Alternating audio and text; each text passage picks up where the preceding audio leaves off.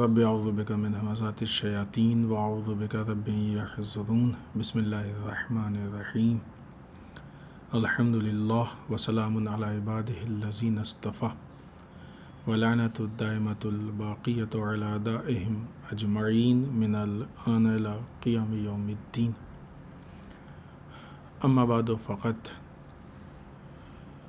جمعہ کی اس گفتگو میں چونکہ یہ جمعہ ماہ مبارک رمضان کا آخری جمعہ ہے، لہٰذا ہم اپنی گفتگو کا آغاز یہاں سے کرتے ہیں کہ آپ لوگ صحیفہ سجادیہ میں الوداع ماہ مبارک رمضان کی دعا ہے، اس دعا کو ترجمے کے ساتھ پڑھیں تاکہ ہم کو یہ احساس ہو کہ اتنی عظیم چیز تھی جو ہمارے درمیان تھی اور آج ہمارے درمیان سے چلی جا رہی ہے۔ ہم چاہتے تھے کہ اس دعا کو یا اس کے جملات کو آپ کی خدمت میں عرض کر سکیں، لیکن چونکہ گفتگو بہت زیادہ ہے لہٰذا اس کو آپ کے حوالے کرتے ہیں، اس کام کو کہ آپ ان جملوں کو خود سے پڑھیں اور اس کے ترجمے کو پڑھیں تاکہ امام سجاد علیہ الصلوۃ والسلام نے جو درس ہم کو دیا ہے اس سے ہم فائدہ اٹھا سکیں۔ دوسری گزارش اس سلسلے میں یہ ہے کہ قرآن مجید نے جو حد اقل روزے کا جو فلسفہ ہم کو بیان کیا ہے، چونکہ یہ بات شروع میں ہو چکی ہے کہ ماہ رمضان کی جو فضیلت بیان ہوئی ہے وہ نزول قرآن ہے، اور روزے کا جو فلسفہ بیان ہوا ہے وہ تقوی الہی ہے۔ تو ہم لوگ ان دونوں چیزوں پہ دھیان دیں کہ ماہ رمضان گزر رہا ہے تو یہ دونوں چیزیں کس حد تک ہمارے یہاں آئیں یا تھیں تو کتنی بڑھی۔ مثلا ماہ مبارک رمضان سے پہلے ہمارے اندر تقوی کی مقدار کتنی تھی، اب ماہ رمضان ختم ہو رہا ہے تو آیا وہ تقوی کی مقدار بڑھی یا اتنی ہی ہے یا خدا نخواستہ کم ہوئی؟ البتہ خدا نخواستہ اتنی میں بھی کہ اتنی بھی ہونا یہ صحیح نہیں ہے، اللہ کو پسند نہیں ہے کہ مومن کے 2 دن ایک جیسے ہوں، تو پورا مہینہ گزر جائے اور ویسے ہی رہیں تو یہ عجیب بات ہے۔ تو ہم لوگ اپنا حساب کریں، محاسبہ کریں کہ ایسا تو نہیں کہ ماہ رمضان ختم ہونے پہ ہے اور ہم تقوی الہی کو جیسا اللہ چاہتا ہے حاصل نہیں کر سکے۔ ہر چیز کا حساب کتاب ہو، روزے رکھیں ان کا حساب کتاب ہو کہ ہم نے روزہ رکھا ہے تو پہلی قسم والے روزے رکھے ہیں یا دوسری قسم والے روزے رکھے ہیں یا تیسری قسم والے روزے رکھے۔ پہلی قسم والے صرف روزے کافی نہیں ہے، حد اقل دوسری قسم والے ہوں یا تیسری، اور تبھی ہم کو تقوی الہی حاصل ہوگا، تبھی ہم تقوی الہی کے مرحلے میں آگے بڑھ سکیں گے۔ تو ان چیزوں کا بھی حساب ہو۔ پھر اس چیز کا حساب ہو کہ ماہ رمضان نزول قرآن کا مہینہ ہے، جس کو ماہ رمضان کی اصل جو اہمیت بیان کی گئی ہے وہ نزول قرآن سے متعلق بیان کی گئی۔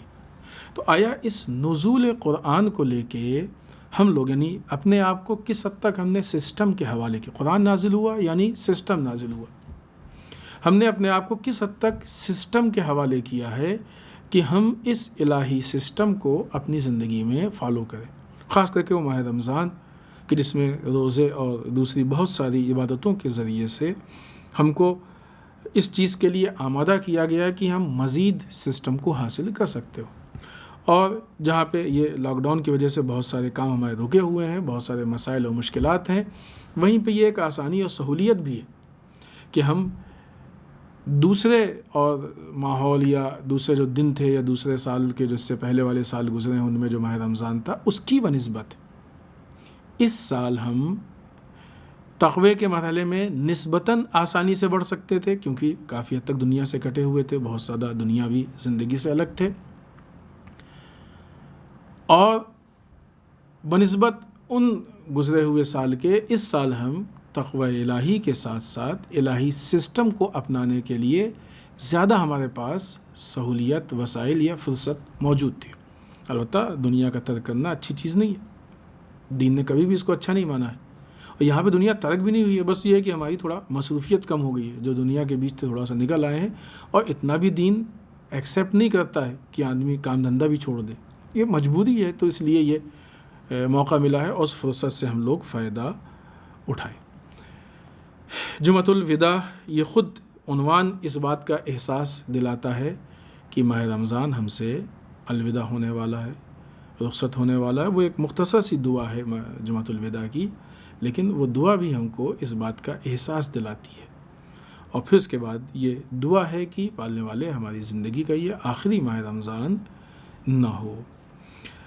چونکہ یہاں پہ جمعۃ الوداع کا مطلب کہ، اور یوں بھی تاریخ کے حساب سے بھی عید نزدیک ہے، لہٰذا کچھ باتیں ہم آپ کی خدمت میں عید کے عنوان سے جو ضروری ہیں بیان کر دیں۔ سب سے پہلی چیز یہ کہ فطرہ کتنا نکالا جاتا ہے، ہمیشہ اس بات کا سوال ہوتا ہے، اور یہ بارہا ہم مسلسل ہر سال آپ کی خدمت میں عرض کرتے ہیں کہ فطرے کی مقدار فیگر کی شکل میں نہیں بیان کر سکتے۔ جو بھی آپ کے علاقے کی آپ کی غالب غذا ہے، اس کے اعتبار سے 3 کلو فطرہ ہے، گیہوں، چاول، لہذا انسان اپنے حساب سے کہ جو بھی قیمت ہے اس قیمت کے حساب سے 3 کلو کی قیمت نکالے۔ مثلا بالفرض اگر انسان جس چیز کو، یقیناً یہ ریٹ نہیں ہے، یہ ہم نے صرف مثال ہم دے رہے ہیں، کہ اگر 10 روپے کے حساب سے کوئی چیز کھاتا ہے یا 100 روپے کے حساب سے کوئی چیز کھاتا ہے، تو 10 کے حساب سے کتنی ہو گئی؟ 30 روپے، یہ ایک آدمی کا فطرہ ہے۔ 100 کے حساب سے کتنی ہو گئی؟ 300 روپے، یہ ایک آدمی کا فطرہ ہے۔ گھر کے جتنے ممبر ہوں ہر آدمی کا اتنا ہی فطرہ، اتنے برابر اس کو کر لیں، لہٰذا اتنا، مثلا اگر گھر میں 4 ممبر ہیں اور ایک آدمی کا فطرہ، ایک ممبر کا فطرہ بالفرض وہ 100 کے حساب سے 300 ہے، تو ظاہر 4 آدمی کا 1200 ہو گیا۔ 10 کے حساب سے 30 ہے تو ظاہر 4 آدمی کا 120 ہو گیا۔ تو ہر انسان اپنے حساب سے کیلکولیشن کرے، کیلکولیشن کر کے انسان یہ طے کر لے کہ اس کا فطرہ کتنا ہے، اور فطرہ نکال لے۔ ظاہر سی بات ہے، فطرہ نکال کے اس کو جلد از جلد مستحق تک پہنچانا بھی اہم ہوتا ہے، تو ہم یا خود اس کو مستحق تک پہنچائیں، مستحق کے شرائط ہیں، اپنے ڈیٹیل ہیں جو اس سے پہلے بھی بیان ہو چکے ہیں، اگر کسی کو ضرورت ہو تو الگ سے بھی پوچھ سکتا ہے، یا ہم خود مستحق تک پہنچائیں یا کسی ایسے معتبر ذریعے، وسیلے یا ادارے کے حوالے کر دیں کہ جو جلد از جلد فوری صورت پہ اس کو مستحق تک پہنچا دے، تاکہ مستحق کی ضروریات پوری ہو سکے۔ عید سے متعلق اس سال ایک گفتگو اور ہے، اور وہ گفتگو یہ ہے کہ عید کی نماز، عید کی نماز مستحب ہے، اور یہ وہ مستحب نماز ہے کہ جس کی جماعت بھی ہو سکتی ہے، لہٰذا ہر سال ہم لوگ جماعت سے عید کی نماز پڑھتے تھے۔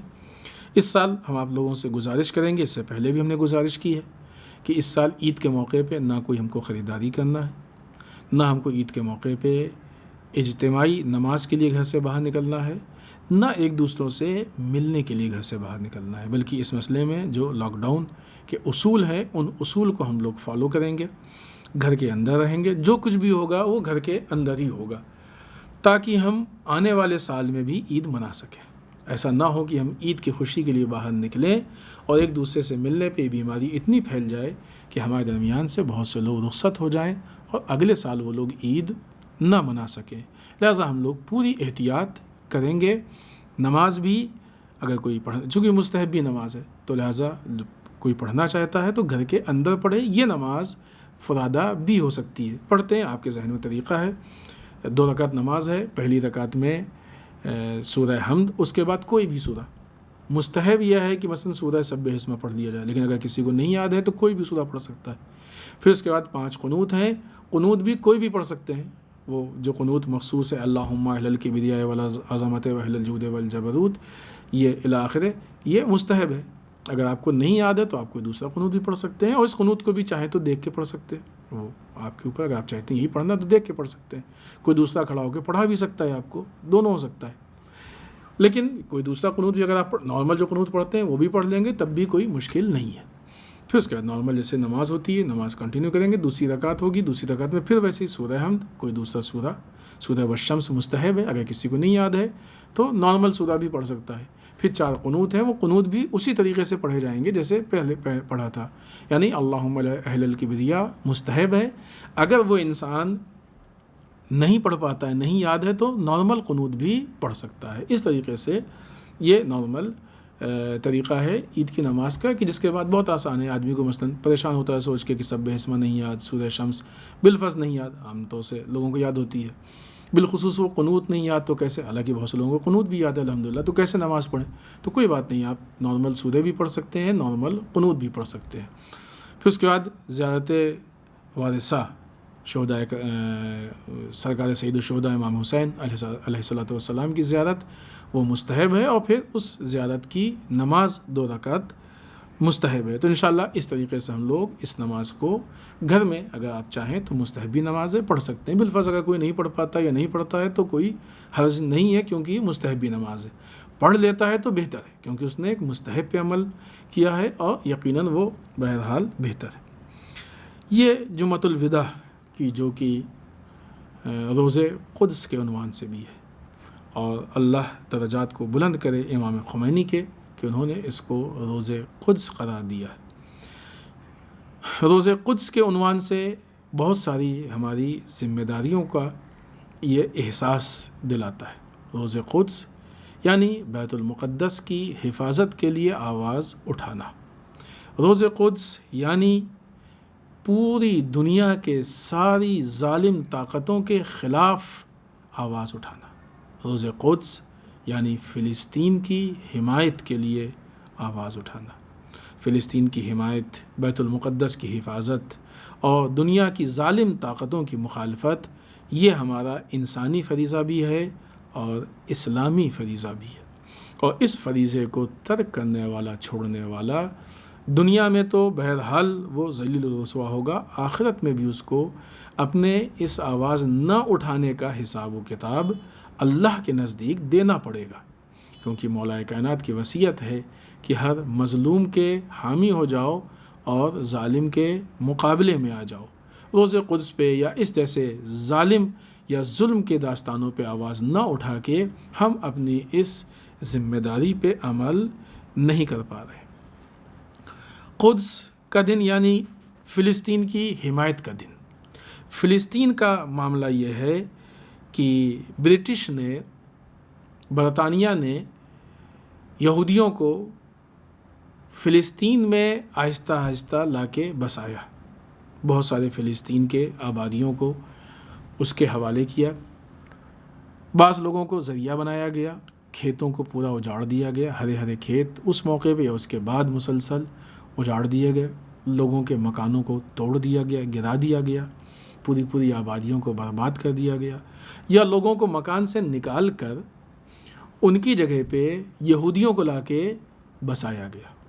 اور یہ یہودیوں کو وہاں پہ بسانے کے بعد، وہ جو اصل گفتگو جہاں شروع کی تھی، لوگوں کو، یہودیوں کو بسا رہے تھے، بسانے کے بعد یہودیوں کو 14 مئی 1948 کو برٹش نے، برطانیہ نے وہاں سے جانے کا اعلان کیا۔ جاتے جاتے جو بھی سرکاری جگہیں تھیں، دفاتر تھے، یہ ساری چیزیں تھیں، ایئرپورٹس وغیرہ، وہ بھی وہ یہودیوں کے حوالے کر کے چلے گئے، اور اس طریقے سے 15 مئی 1948 کو اسرائیل نے اپنی حکومت کا اعلان کر دیا۔ جیسے ہی اس نے حکومت کا اعلان کیا، بہت ہی کم وقفے میں، بہت ہی کم وقت میں یورپ نے، امریکہ نے اور بعض رشیا نے، ان لوگوں نے اس کو بعنوان ملک ایکسیپٹ کر لیا۔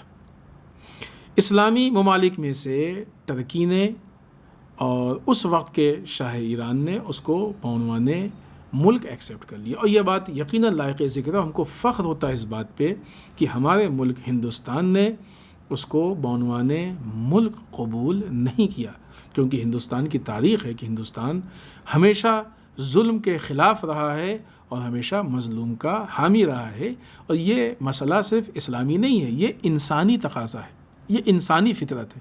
ہندوستان نے اور بہت سارے ممالک نے اس کو ایکسیپٹ نہیں کیا، قبول نہیں کیا، کہ جو بعد میں پھر کارروائی ہوئی، کیا ہوا اور کیسے ان لوگوں سے کہا گیا، پیشہ ڈالا گیا کہ وہ تعداد بڑی کی، اس پہ بھی گفتگو نہیں کرنا ہے۔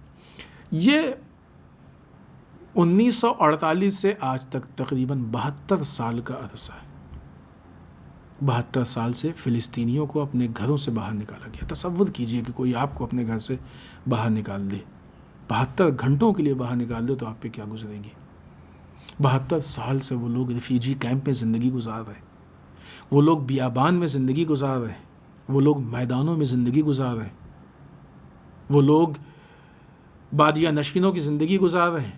ان کے بچوں کو قتل کیا گیا ہے, ان کے جوانوں کو قتل کیا گیا ہے, نوجوانوں کو قتل کیا گیا ہے, عورتوں کو قتل کیا گیا ہے, بوڑھوں کو, مردوں کو قتل کیا گیا ہے, بچوں کو اریسٹ کیا گیا ہے. ہزاروں کی تعداد میں بچے غائب ہیں. کچھ بچے اسرائیل کی جیلوں میں ہیں, کچھ اتنے سہمے ہوئے ہیں کہ اگر گھر میں بھی ہیں تو چونک کے راتوں میں اٹھ جاتے ہیں. حتیٰ بعض اوقات سنا ہے کہ ان کے پارٹس کو بھی بیچا گیا ہے. یہ جو مسلسل ظلم اور نئے نئے ظلم, اور ان سارے ظلم سے بڑا یہ ظلم کہ انٹرنیشنل لیول پہ ہیومن رائٹس کے نام پہ کام کرنے والے افراد خاموش تماشائی بنے ہوئے. کسی کو بھی یہ ظلم نہیں دکھتا؟ کیا یہ انسانی حقوق نہیں ہے؟ کیا یہ ہیومن رائٹس نہیں ہے؟ UN جیسے ادارے خاموش ہیں, اور نہیں کہ خاموش ہیں, بلکہ افسوس اس بات کا ہے کہ جن کو فلسطین کی حمایت کرنی چاہیے تھی, یہ UN جیسے ادارے جا کے اسرائیل کی حمایت کرتے ہیں. امریکہ کی جو اپنے آپ کو یہ شو کرتا ہے کہ ہم آتنکواد سے لڑ رہے ہیں, آتنکواد کے خلاف ہیں, فلاں ہیں, وہ اسرائیل جیسے آتنکوادی ملک کے حمایت میں ہے, خود اگرچہ وہ خود بھی آتنکوادی ہے. اس میں کوئی شک نہیں کہ وہ آتنکواد کو بڑھاوا دے رہا ہے اور اس میں اضافہ کر رہا ہے. تو یہ جو معاملہ ہے, اور مسلسل 3 نسلیں 4 نسلیں ان حالات میں گزر چکی ہیں, اور مسلسل وہ جنگ کی حالت میں, مسلسل ان کے اوپر کچھ نہ کچھ اٹیک ہو رہا ہے. اس حالت میں وہ فلسطینی زندگی گزار رہے ہیں. اور یہ ظلم کا سلسلہ صرف فلسطین میں محدود نہیں ہے, بلکہ اسرائیل کے مظالم ڈائریکٹ یا انڈائریکٹ دنیا کے مختلف علاقوں میں ہے, مختلف گوشوں پہ ہیں, مختلف جگہوں پہ ہیں. اگر آج انسانی, اسلامی یا اخلاقی ذمہ داری کو ہم پورا نہیں کریں گے, تو آنے والے وقت میں اسرائیل کے یہ خطرات ہم سب تک پہنچ جائیں گے. البتہ پہنچ چکے ہیں, ہم کو انہیں برداشت کرنا پڑے گا. وہ وقت نزدیک ہے, وہ دور نہیں, کیونکہ اسرائیل واقعی علاقے کے لیے, معاشرے کے لیے کینسر ہے, اور کینسر کا وجود پورے جسم کے لیے نقصان دہ ہوتا ہے. خدا نخواستہ کسی کے باڈی میں ایک پارٹ میں اگر کینسر ہو جائے تو آدمی نہیں کہہ سکتا کہ چلو اس حصے میں کینسر ہو گیا, باقی تو سالم ہے. نہیں, کینسر جب اثر کرے گا تو پورا جسم مر جائے گا. اسرائیل پورے معاشرے کو خراب کرے گا. لہٰذا یہ داستان ہم کو جاننی چاہیے, اس داستان پہ ہم کو اسٹڈی کرنی چاہیے, اور پھر اس حیثیت سے ہم پہچانیں کہ آج ہر وہ ملک, ہر وہ فرد کہ جو انسانی فرائض اور ذمہ داری پہ عمل کرنا چاہتا ہے, اس کا جو واقعی دشمن ہے وہ اسرائیل. باقی تو اسرائیل نے لوگوں کو دشمن شو کیا ہے, ظاہر کیا ہے, تاکہ لوگ اس کی طرف سے غافل ہو جائیں, اس کی دشمنی کی طرف سے غافل ہو جائیں. اور نہ لوگوں کا دشمن در واقع اسرائیل ہے, کہ جو اسرائیل پوری دنیا کو ہڑپ کر کے اپنی ایک سینٹرلائز حکومت بنانا چاہتا ہے. اور یہ وہ تحریک ہے جس کے لیے وہ کوشش کر رہا ہے. اسی مسئلے میں جو ان لوگوں کا آگے قدم بڑھا, اس میں ایک بہت بڑا نام آتا ہے سینچری ڈیل کا. اس پہ اس سے پہلے کسی جمعے میں گفتگو ہو چکی ہے. بعض پوائنٹس سینچری ڈیل کے ہم یہاں پہ آپ کی خدمت میں عرض کر دیں. سینچری ڈیل ایک ایسا منصوبہ ہے کہ جس کو امریکن پریسیڈنٹ ڈونلڈ ٹرمپ نے, یا ڈونلڈ ٹرمپ کی حکومت نے اس حیثیت سے پیش کیا ہے کہ اس کے ذریعے سے فلسطین کا مسئلہ ہمیشہ کے لیے حل ہو جائے گا. مسئلہ حل تو نہیں ہوگا, لیکن سینچری ڈیل کے ذریعے سے فلسطین کے مسئلے کو ختم کرنے کی کوشش کی گئی ہے, اور بھی ختم اس طریقے سے ہوگا کہ فلسطینیوں پہ ظلم ہوگا, ان کا جو حق چھینا جا رہا ہے وہ مزید چھینا جائے گا. سینچری ڈیل یعنی اسرائیل کو سیکیور کرنا, محفوظ کرنا, اور فلسطینیوں کو فلسطین سے بے دخل کر دینا. در واقع یہ ہے. اور پھر ہمیشہ کے لیے وہ خاموش ہو جائیں گے، پھر ان کو حق نہیں رہے گا کہ اپنے ملک کے لیے وہ آواز اٹھائیں۔ یہ سینچری ڈیل کا معاملہ ہے۔ اس منصوبے کے پیش نظر ڈونلڈ ٹرمپ نے 16 دسمبر 2017 کو بیت المقدس کو اسرائیل کا پائے تخت قرار دیا، اعلان کر دیا۔ یہ بہت ہی غلط اقدام تھا۔ بیت المقدس ایک اسلامی سرمایہ ہے، اور ان سب کے ساتھ ساتھ فلسطین کا ایک جز ہے، فلسطین کا پائے تخت یا یوں کہا جائے کہ اس کا سینٹر ہے، اور وہی رہے گا، اور فلسطینیوں کا ہی وہ سینٹر پائے تخت رہے گا، کوئی دوسرا اس کو ہڑپ نہیں سکتا ہے۔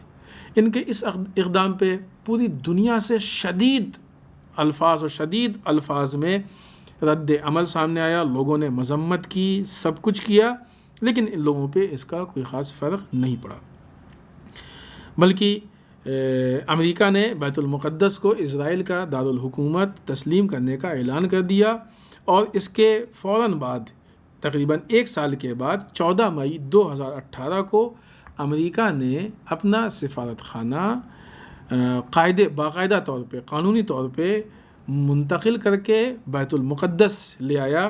جس طریقے سے پائے تخت میں سفارت خانے ہوتے ہیں، اس طریقے سے بیت المقدس میں اس نے اپنے سفارت خانے کو لا کے قائم کر دیا۔ یہ ایک طرح کا اعلان ہے کہ مثلاً یہ اسرائیل کا پائے تخت ہے، جس کی اقوام متحدہ، بعض مغربی ممالک، فلسطین، اردن، بعض اسلامی ممالک سب نے سخت مخالفت کی۔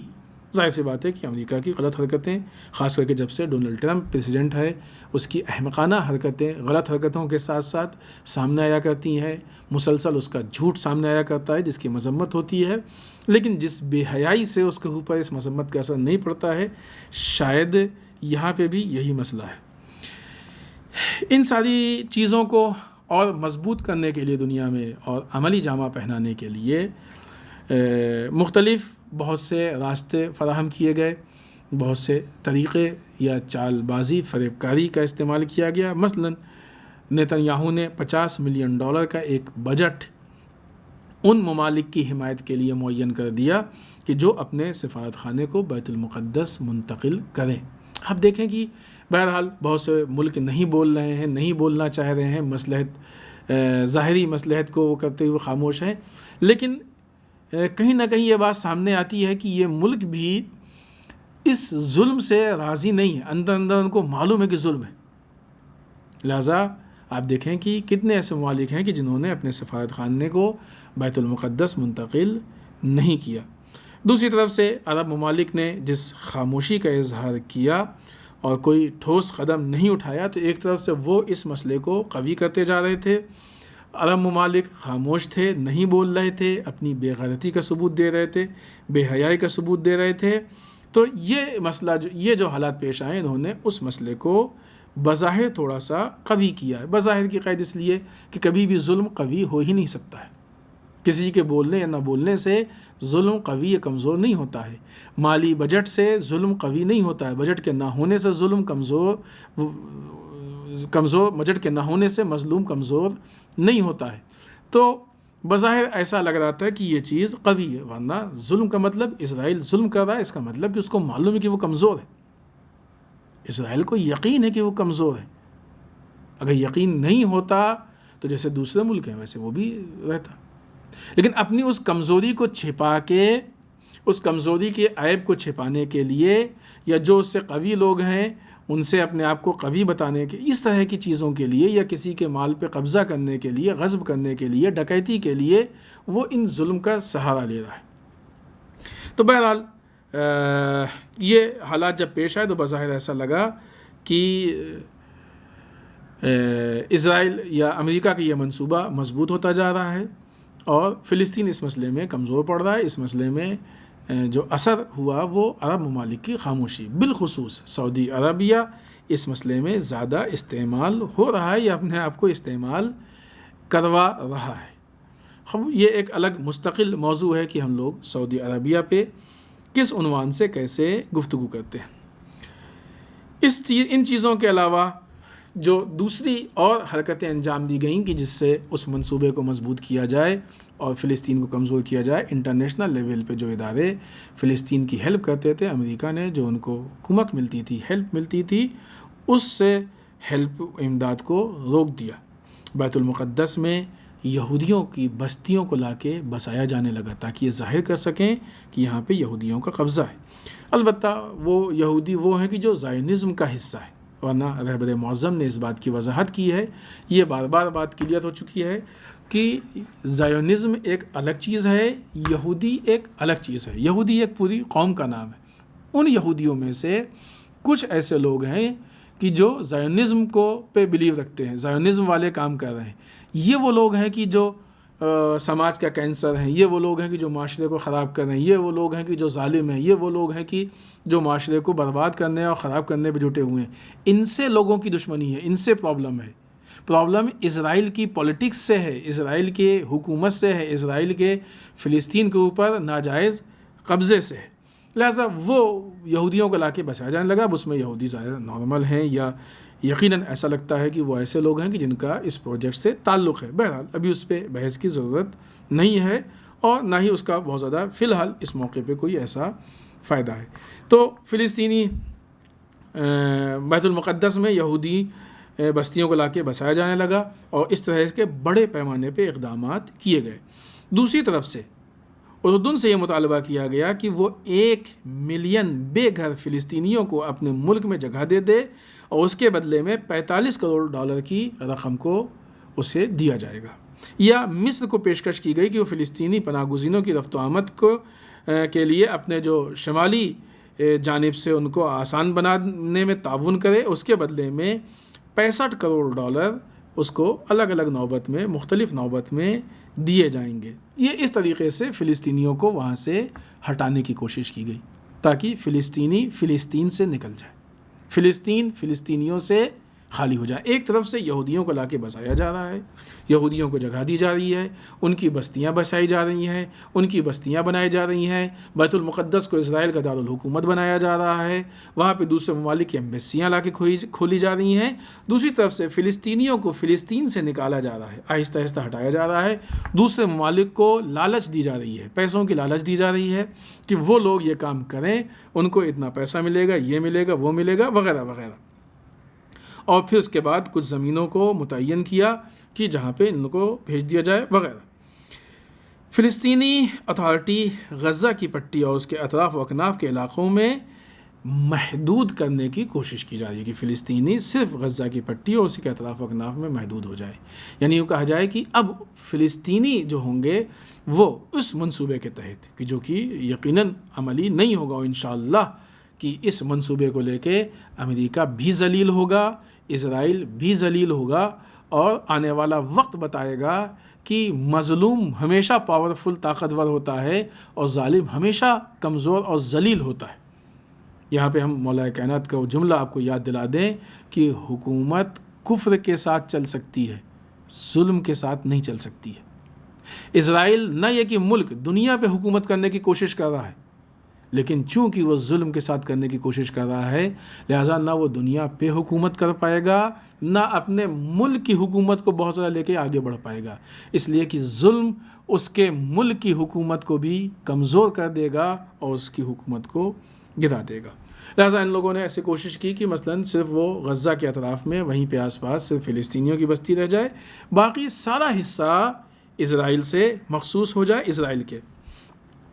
مقبوضہ فلسطین میں امریکی سفیر ڈیوڈ فریڈمین نے اس منصوبے کے لیے 3 اہم خصوصیت کو ذکر کیا ہے، اور سینچری ڈیل کی اس بات کو ہم یہیں پہ ختم کر کے اس سے متعلق دوسری باتیں پیش کرتے ہیں۔ پہلا پوائنٹ، اسرائیل کا مغربی کنارے پر مکمل تسلط ہو جائے گا۔ جب یہ سارے حالات پیش آئیں گے تو اسرائیل مغربی کنارہ جو ہے اس پہ مکمل کنٹرول حاصل کر لے گا۔ علاقے میں اسرائیل کے لیے ہمیشہ کے لیے ایک سکون حاصل ہو جائے گا کہ اب کوئی مزاحمت نہیں ہے۔ ظاہر سی بات ہے، فلسطینیوں کو وہ ہٹا چکے ہوں گے راستے سے، تو کوئی ان کے لیے ڈسٹربنس نہیں ہوگا، جس کا نتیجہ یہ ہوتا ہے کہ اب اسرائیل دنیا کے دوسرے ممالک پہ اتنا فوکس کر سکے گا کہ جتنا وہ کرنا چاہتا ہے، اور ان کو اس سے زیادہ استحصال کرے گا۔ یہاں پہ ہم ایسے موقعوں پہ بارہا کہتے ہیں کہ ہمیں شکر گزار ہونا چاہیے ان فلسطینی جوانوں کا کہ جو اپنے ڈھیلوں سے اسرائیل کے شر کو روکے ہوئے ہیں، اور دنیا کے دوسرے بڑے بڑے ممالک جو کہ ڈر بھی رہے ہیں وہ ان ڈھیلوں کی طفیل میں اسرائیل کے شر سے محفوظ ہیں۔ یہ ایک بہت بڑی چیز ہے، بہت بڑا احسان ہے ان جوانوں کا، ان مردوں کا، ان بچوں کا کہ جو پوری دنیا پہ ہے۔ ورنہ اسرائیل جیسا کینسر، مثلا جیسے کینسر کی مثال ہے، کسی کی باڈی میں کینسر ہو جائے اور کوئی ایسی دوا تجویز پا جائے کہ جو اس کینسر کو اتنے ہی ایریے میں محدود رکھے، تو کتنا آپ سکون محسوس کریں گے۔ فلسطین اس دوا کا نام ہے کہ جو اسرائیل جیسے کینسر کو اپنے ایریے میں محدود کر کے رکھے ہوئے ہے تاکہ دوسرے ممالک محفوظ رہیں۔ ان ممالک کو، ان فلسطینیوں کا کتنا احسان مند ہونا چاہیے کہ وہ ہمارے محسن ہیں کہ جو ہم پہ احسان کر رہے ہیں۔ اور ان ساری چیزوں کے ساتھ ساتھ بیت المقدس اسرائیل کا ہمیشہ کے لیے دارالحکومت ہو جائے گا۔ یہ چیز اپنی ایک کسی گفتگو، البتہ مختصر گفتگو تھی، بہت تفصیلی نہیں تھی، ہم نے اس بات کو پیش کیا ہے کہ جو کلپ کی شکل میں آئی ہے کہ یہ جو خواب ہے یہ الومناٹی کا خواب ہے کہ وہ بیت المقدس کو اپنا دارالحکومت بنائیں گے اور بیت المقدس کو توڑ کے وہاں پہ سلیمانس ٹیمپل، معبد سلیمانی بنائیں گے، اور بنانے کے بعد پھر الومناٹی اپنی انٹرنیشنل حکومت کا اعلان کرے گی۔ یہ الومناٹی کا معاملہ یہاں پہ نظر انداز کرنے والا نہیں ہے۔ لہٰذا یہ جو پوری پالیسی آگے بڑھ رہی ہے، جو پوری باتیں آگے بڑھ رہی ہیں، یہ اس جہت میں جا رہی ہیں جو کہ نہایت تشویشناک ہیں۔ الومناٹی یعنی دجال، الومناٹی یعنی فرعون، الومناٹی یعنی شیطان۔ ایسی صورت میں ہم کو اپنی ذمہ داری محسوس کرنی چاہیے۔ ہماری آج ذمہ داری ہے کہ ہم پوری دنیا سے مل کے آواز اٹھائیں، فلسطین کی حمایت میں آواز اٹھائیں، اسرائیل کے خلاف آواز اٹھائیں، کیونکہ دنیا کے کسی بھی کونے میں اگر ظلم ہوتا ہے تو یہ ظلم ایک پتی ہے، جڑ اس کی اسرائیل میں۔ جس دن اسرائیل کے جڑ سے ظلم ختم ہو جائے گا، اس دن دنیا میں، پوری دنیا میں پھیلی ہوئی یہ ڈالیں اور پتیاں خود بخود سوکھ کے ختم ہو جائیں گی۔ لہٰذا اسرائیل کی مخالفت، اگر کوئی انسان یہ چاہتا ہے اور یہ کہنا چاہتا ہے کہ آتنکوادی گروہوں کو ختم کیا جائے، آتنکواد کو ختم کیا جائے، آتنکواد پھیلانے والوں کو ختم کیا جائے، تو اس کو یہ کہنا پڑے گا کہ اسرائیل کو ختم کیا جائے، کیونکہ ہر آتنکواد کے پیچھے اسرائیل۔ پوری دنیا نے داعش، ISIS کے خلاف اتنی آواز اٹھائی، کسی نے پوچھا کہ ان کو ٹریننگ دینے والے کون ہیں؟ کسی نے پوچھا کہ یہ داعش اور ISIS کو اسلحے دینے والے کون ہیں؟ ان کو بجٹ دینے والے کون ہیں؟ ان کو اتنی گاڑیاں دینے والے کون ہیں؟ کن لوگوں نے ان کا سپورٹ کیا؟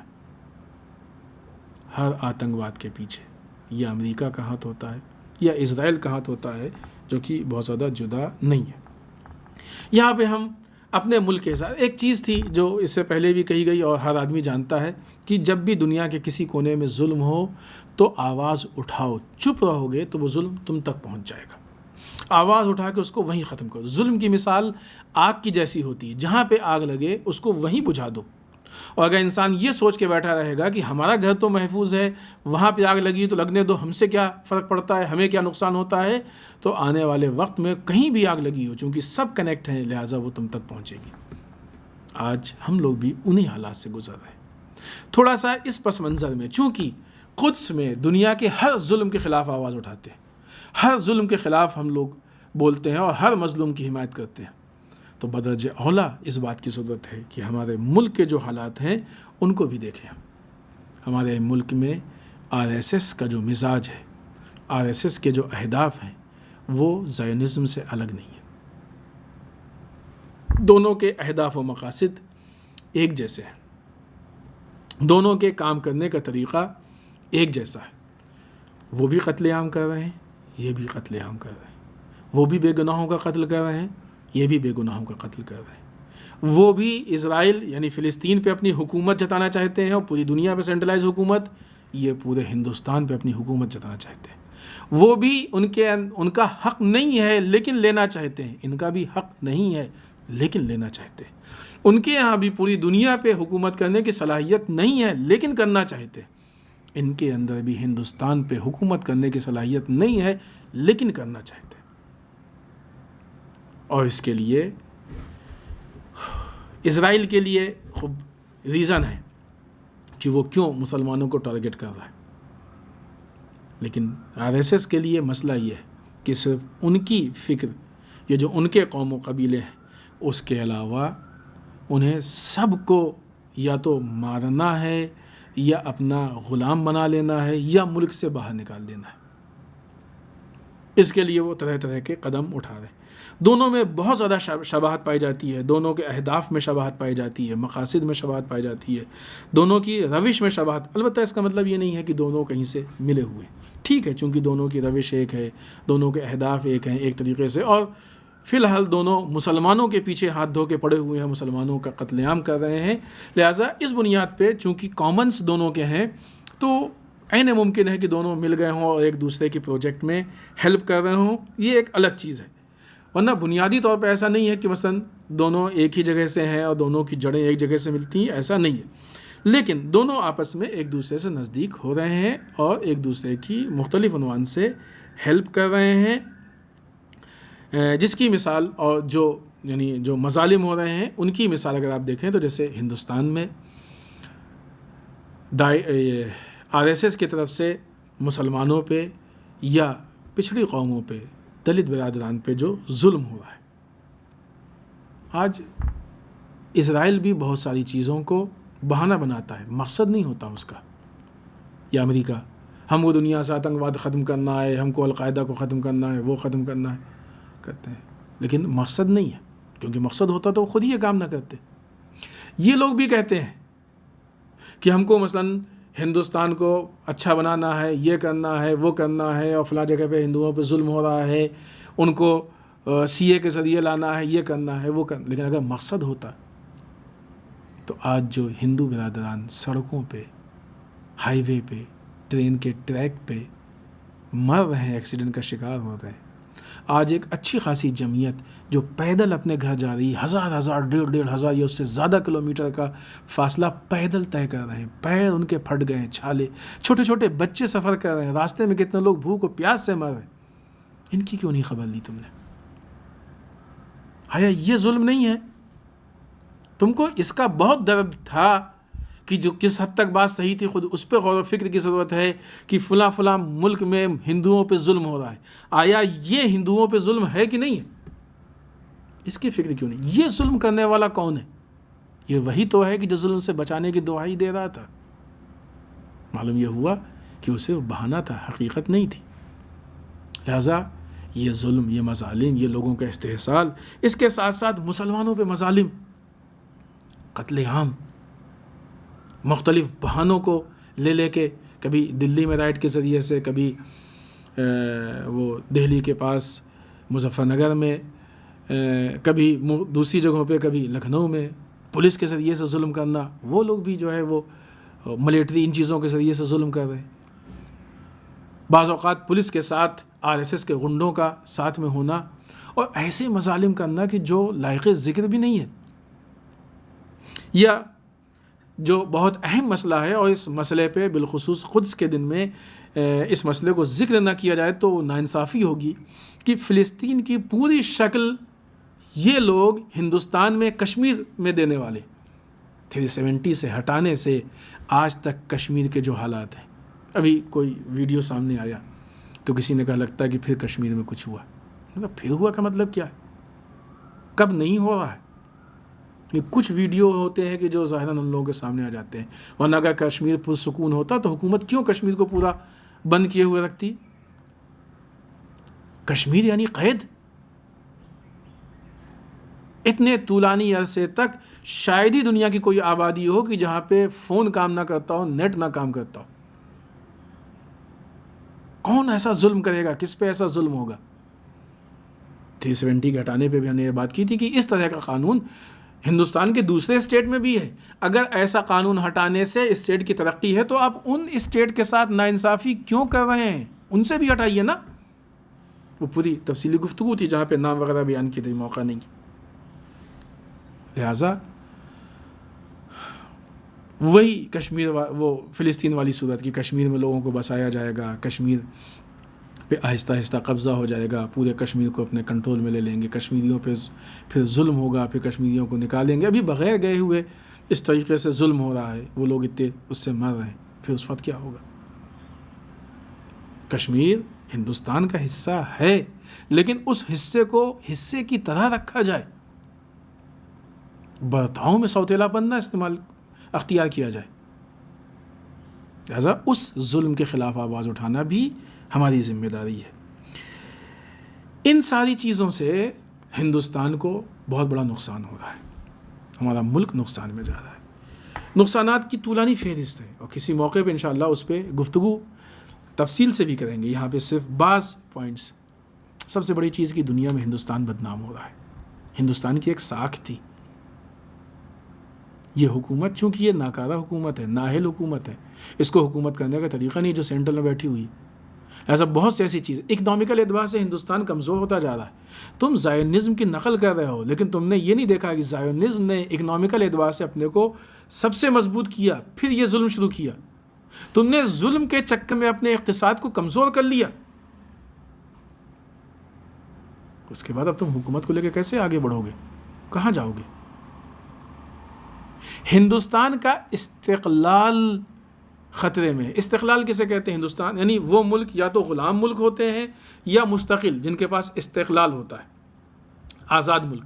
ابھی کہنے کو دنیا میں بہت سے استقلال والے ملک ہیں، آزاد ملک ہیں، لیکن آزاد کے بعد بھی بہت سے ایسے ملک ہیں کہ جو دوسرے بعض ممالک یا کبھی اسرائیل یا امریکہ کے انڈر میں ہوتے ہیں، اور جو حکم وہاں سے آ جاتا ہے وہ ان کو ماننا پڑتا ہے. ہم لوگ دوسرے بعض ممالک پہ ہنستے تھے، پاکستان جیسے ملکوں پہ ہنستے تھے کہ تم لاکھ فیصلہ کر لو، لیکن ایک مرتبہ اگر امریکہ آنکھ دکھا دے گا تم کو اپنے فیصلے کو بدلنا پڑے گا. ہنستے تھے ان ممالک پہ. کیوں ہنستے تھے؟ اس لیے کہ ہمارا ملک کافی حد تک استقلال والا ملک تھا. آج اس حکومت کی وجہ سے، ان غلط پالیسیز کی وجہ سے ہمارے ملک کے استقلال کو خطرہ آ گیا ہے. آپ دیکھیں کہ ایسے حالات میں جب ہائیڈروکسی کلوروکوین دوا پہ بین لگا دیا گیا ہو اور ایک دھمکی کی بنیاد پہ ہمارا ملک فیصلہ اپنا بدل لے، تم ان کے ڈرانے پہ ڈرے کیوں؟ ان کا تو کام ہی ہے ڈرانا. جو ڈراتے ہیں ان کو اوپر چڑھ بیٹھتے ہیں، جو نہیں ڈرتے ہیں پھر ان سے دم دبا کے بھاگ جاتے ہیں. کیوں ڈرے؟ ہمارے ملک کے استقلال کو خطرے میں نہیں ڈالا جائے. یا مثلا جو یہودیوں سے اسلحوں کا معاہدہ ہوا اسرائیل سے، ملک آزاد تھا، کہیں سے بھی کر سکتا تھا. یا اس طرح سے بعض چیزیں جو سامنے آتی ہیں، ورنہ کئی مرتبہ ایسا ہوا کہ ہمارے ملک نے فیصلہ لیا ہے، امریکہ نے آ کے اس کے اوپر اعتراض کیا ہے، لیکن ہمارے ملک نے اس اعتراض کو اپنے پالیسی کے اعتبار سے نہیں ایکسیپٹ کیا، قبول نہیں کیا، اور اپنے حساب سے آگے بڑھے ہیں وہ. اور پھر بعد میں امریکہ نے اس کی ہمت نہیں کچھ کہتا کچھ کرتا. یہ تاریخ سب نے دیکھی ہے، یہ سب کے سامنے کی چیز ہے. لہٰذا ہم ان چیزوں پہ کس طریقے سے آنکھیں بند کر سکتے ہیں اور نظر انداز کر سکتے ہیں. اس لیے قدس کے موقع پہ جہاں پہ ہم دوسرے سارے ممالک کے لیے آواز اٹھائیں گے، وہیں پہ ہم اس کے لیے بھی آواز اٹھائیں گے کہ ہندوستان میں بھی جو RSS کے ذریعے سے ہندوستانیوں پہ ظلم ہو رہا ہے. یہاں پہ مسئلہ مسلمان ہندو نہیں ہے، یہ غلط فہمی ہے. مظلوم ہے وہ لوگ جو روڈ پہ مر رہے ہیں. ہندوستانیوں پہ جو ظلم ہو رہا ہے، اس ظلم کے خلاف بھی آواز اٹھائی جائے گی. یقیناً وہاں میں اور یہاں میں فرق ہے. وہ فرق یہ ہے کہ یہاں پہ یہ حکومت چند روزہ ہے، بہت زیادہ وقت نہیں بچا ہے. جو افراد اس ٹائم پریشان ہیں، ان کے دل سے جو آہ نکل رہی ہے، وہ تو ان لوگوں کو نقصان پہنچائے گی ہی پہنچائے گی. مظلوم کی آہ کبھی خالی نہیں جاتی ہے. مظلوم کی آہ دنیا کو ہلا دیتی ہے. وہ تو جائے گی، خالی نہیں جائے گی، اس کا اثر پڑے گا. لیکن آنے والے وقت میں الیکشن کے ٹائم تک یہ لوگ اپنی اس پریشانیوں کو نہیں بھولیں گے. اس وقت پھر سب کی حقیقت کھل کے سامنے آ جائے گی. اور انشاءاللہ اس وقت اگر ہم صحیح نمائندہ چن کے، صحیح حکومت بنا کے ہم آگے بڑھیں گے تو آنے والے وقت میں ہندوستان اور پہلے سے اچھا ہوگا، اور پہلے سے ترقی کرے گا، اور پہلے سے مضبوط ہوگا اور کمال کی طرف جائے گا۔ اسی کے ساتھ ساتھ یمن میں جو لوگوں پہ ظلم ہو رہا ہے اس کے خلاف بھی آواز اٹھائیں گے۔ اسرائیل کی طرف سے ڈائریکٹ یا انڈائریکٹ سیریا پہ جو ظلم ہو رہا ہے، یا جو عراق پہ مظالم ہو رہے ہیں، دنیا میں جہاں جہاں بھی ظلم ہو رہا ہے ان سب کے خلاف آواز اٹھانا یہ ہماری ذمہ داری ہے۔ لہٰذا دنیا کے ہر ظلم کے خلاف قدس کے دن بالخصوص آواز اٹھائیں گے، اور یاد رکھیں کہ قدس کے دن آواز اٹھانے کے بعد ہماری ذمہ داری ختم نہیں ہو جاتی۔ ایسا نہیں ہے کہ سال میں ایک دن ہم کو ظلم کے خلاف بولنا ہے، باقی دنوں میں خاموش بیٹھ جائیں، نہیں، یہ دن اس لیے مخصوص کیا گیا ہے کہ اگر اب تک نہیں بولے تو آج سے شروع کر دیں، کوئی کمی رہ گئی ہے تو آج اس کو پورا کر لیں، اور آج سے مزید بیداری پیدا ہو اپنے اندر، مزید اویئرنیس پیدا ہو، اور پھر ہم نئے جوش و ولولے کے ساتھ آگے بڑھیں، ورنہ ہر لمحہ ظلم کی مخالفت یہ سارے انسانوں کی ذمہ داری۔ اس لیے دنیا کے ہر مظلوم کی حمایت اور دنیا کے ہر ظالم کی مخالفت یہ ہمارا انسانی فریضہ بھی ہے، یہ ہمارا مذہبی اور اسلامی فریضہ بھی ہے، اور الحمدللہ ہمارا ملک ہمیشہ سے یہی کام کرتا آیا ہے، اور اس کام کے لیے اس نے اپنے سارے دیش واسیوں کو کھلی چھوٹ اور آزادی دے رکھی ہے کہ وہ ظلم کے خلاف آواز اٹھائیں، چاہے وہ ظلم انٹرنل معاملے میں ہو یا ایکسٹرنل معاملے میں ہو۔ ظلم کے خلاف آواز اٹھانا یہ سب کی اپنی ذمہ داری بھی ہے اور سب کا اپنا حق بھی ہے۔ والسلام علیکم ورحمۃ اللہ وبرکاتہ۔